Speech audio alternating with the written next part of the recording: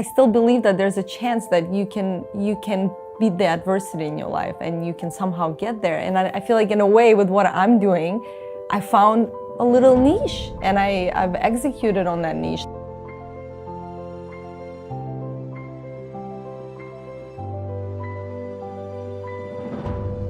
As you know, I am a workaholic, and it's not just I like to work, I love what I do, so it never feels like work.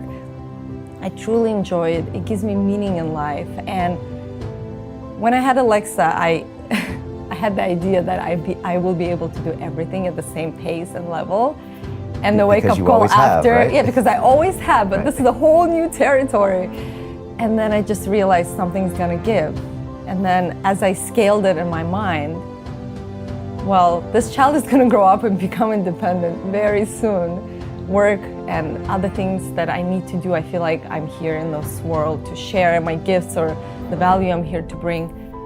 That's not going anywhere. I can still do that in 3 years and 4 years, but I cannot have this time back. And every time I feel this feeling where I'm not doing enough, and trust me, I feel it almost every single day, because I truly feel in my heart that there's so much more I need to be doing. It's just my nature, I guess. I feel like I can bring so much value. Like, I feel like I've gotten so many gifts from life that I need to share them. I know there's so many people struggling in this world, not just financially, that we know, but internally, like they're in a scarcity mindset, they're feeling lonely, they're feeling they don't believe in themselves. And because I'm on the other side, I had glimpses of certain things in my earlier years of those limiting beliefs or those struggles that once you get on the other side, I feel like you genuinely want to help, because when you see somebody struggling, you want to like put your hand there and say, come to the other side. It's possible, it's real, you can get here. And I think it's important to lead by example, as I said before. So if it is very important to you to do the work, you cannot shut that part of yourself and pretend to your child that, you know, they're more important, if that's not your reality. Right.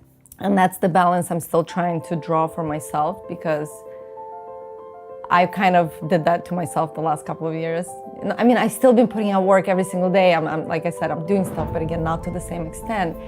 And anytime I start feeling resentment, I just say, okay, then I have to do more work. Like, I have to push myself harder, because also everything I do, she gets to see now, especially now that she's older. And even if I get to miss out on a few hours of being with her, I get to explain to her. Like, even today, I was leaving and she's like, I don't want, she's going to school for a few hours, to a Montessori school that she attends. And she's like, I don't want you to go to work, because I told her I'm going for an interview, but to her, that's all labeled as work. And I said, Alexa, you know, I know that you don't want me to go to work, so always acknowledge what they're saying. I know that you don't want me to work. You always want me to be with you, but this really makes me happy. Do you want Mama to be happy? And she's like, yeah.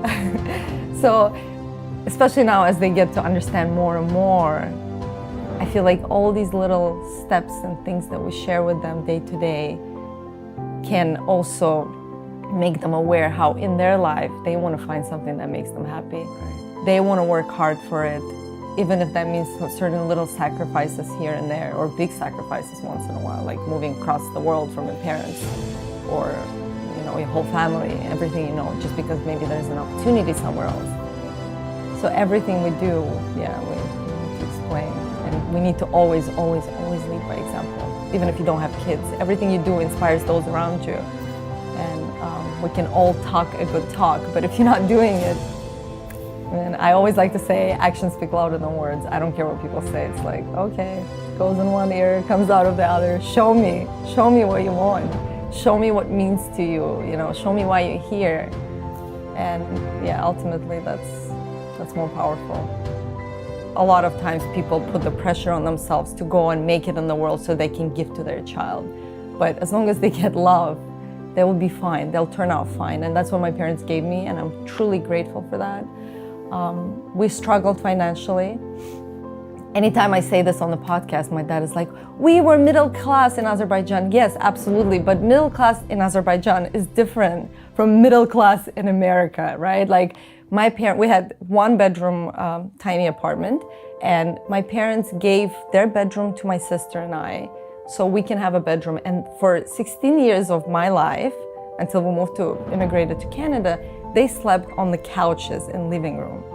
Right? That's not middle class America. Let's just be clear. If my dad is watching, I just want to make it clear. True. Because, you know, to somebody there, he didn't view himself, of course, as not having, you know, a lot of abundance, because back then people didn't compare themselves so much, and we had a community, and I think that was very important. So as growing up, I had a community, but I saw my parents struggling financially. And I always knew that's something I want to make sure I don't do, like I don't have the same struggle in my life. And then the limiting beliefs, I've observed that since I was little. I was like maybe 7 years old, and my mom would have some troubles with my dad. She would come and tell me like, this is what happened. And I would give her relationship advice. And I remember her saying to me, this is pretty good advice, you know? And I felt like really good as a 7-year-old giving my mom advice, but I was exposed to a lot of reality of family, for good or bad. I now can observe that it was for good because I was mindful of everything I've observed, and I made conscious decisions that I want my life to be different. I don't want the same struggles. I don't want the same drama. I want freedom, I want respect, I want quality relationships, and yeah, I feel like that's the biggest gift we can also get, even if we don't have perfect life, is that we can decide what we don't want to repeat, what steps, what decisions, what choices that our parents made that we don't want to repeat in our lives. Or maybe we want to repeat because they've succeeded and they're happy. Ultimately, you look at your parents and you say, are they happy? Are they fulfilled? Do I want to be like them when I'm 50, 60, 70 years old? Do you want to be like your parents, you know? Everybody has to ask that question, and if you don't, you have to be mindful, because guess what? They've conditioned our subconscious mind 0 to 6. We didn't get to choose. And now even I, as much as conscious as I am, as mindful as I am, I see myself repeating my mom. I see myself repeating my dad. Observing death so early in your life, so intimately, and seeing somebody who's so close, because I was very close with my grandfather, really impacted how I looked at life. So I almost, since that early age, had a very close relationship with death as well. Like I knew it can come at any moment, at any time. And in a way, that's what makes me also so eager to do things, because like I don't know what tomorrow will bring. But it's maybe in a way also unhealthy because like you're always a bit on the edge, and like you're always a little anxious. But also you appreciate truly every single moment you're here. And I feel like it definitely impacted my value system as well. So as much as I love to succeed in life and do all these things, and that was important to me, number one is the quality relationships that I have in my life and how I spend my time. When we live in different places, we get to take a part of that city with us and like keep it in our soul, and it becomes part of our identity. And to me, that's a blessing. I think everybody has such different journeys. You don't have to do that. Not everybody has to do that. But does it excite you? For me, it does. So that's the answer to me. Anytime you're considering something, a job opportunity, marrying a person, or even dating a person, let's start with something small, you have to ask yourself, does it excite you? Because if it does, then you should keep going forward. And if it doesn't, then, well, you know the answer then. It has to excite you. I feel like the reason I'm emphasizing immigrant is because a lot of people who grew up in Canada or who were born in Canada, they're just so comfortable because they've always had this nice, comfortable life. But the immigrants that come into the country, they're hungry and eager. If you look around Toronto, for example, one of the biggest, if not the biggest city in Canada, most of the businesses are owned by immigrants. It's incredible, it's inspirational. These people came into the country not speaking the language. They had so many disadvantages if you compare them to a local. And yet they went through all this adversity and managed to create a successful business and employ other people. It blows my mind. And why can they do that? How? Why? Because they're used to adversity. Adversity is good.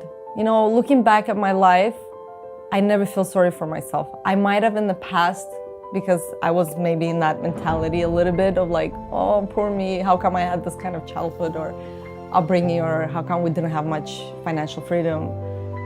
But now, I wouldn't change anything because I wouldn't be here. I wouldn't appreciate the things I have. I wouldn't have worked as hard as I have.